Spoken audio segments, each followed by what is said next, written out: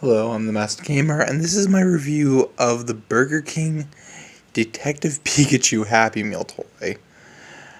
I want to say this, I was expecting this to be a McDonald's toy, not a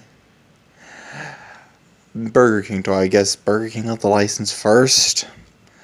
But I do want to say this is actually a really good figure. As you can see, his cheeks light up. But the other notable thing about this figure, there are two notable things about it. The first is that Pikachu's tail is actually completely articulated. You can spin it at a complete 63-degree angle, or 360-degree angle, which is actually really neat. The other obvious feature, but mechanical element, are the switch and button on the back of his head.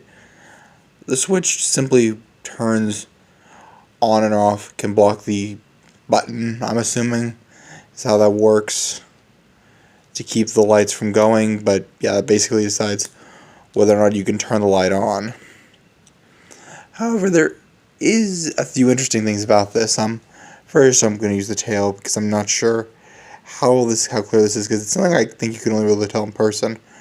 But the Detective Pikachu toy, and presumably all the Burger King toys, are unique amongst the Detective Pikachu merchandise in that they are much more clearly styled after the movie, with more realistic, fur patterns. I haven't seen the Detective Pikachu plush in person yet, but from screenshots it looks like it's based more on the game artwork. A lot of what I've seen, except the 7-Eleven cups, has been more or less anime-styled art, which makes sense because these designs aren't proven yet.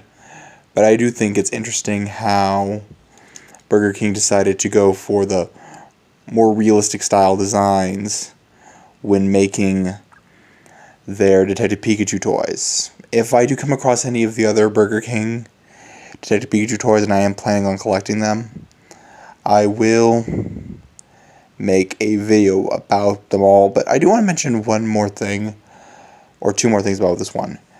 Its design, though primarily based on the movie, does have one detail. Its eyes and general face are clearly more based on the games and anime, but that's fine.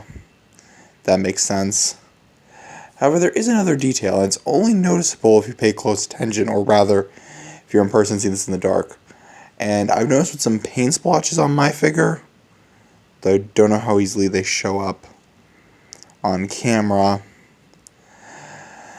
you can find that this isn't actually made of yellow plastic. Rather, it is a red translucent plastic. The cheeks are red translucent plastic, and it appears the whole figure is this red translucent plastic just painted yellow, which I actually think is a really clever way to make the cheeks work the way you wanted them to.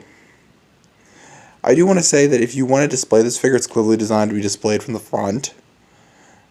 But if you want to cover up the switch on the back, while the tail does have this ugly Burger King trademark bullshit, oh, sorry for all the family audiences, you can actually just cover it up with the tail if you, for whatever reason, want to display it or take a picture of it from the back.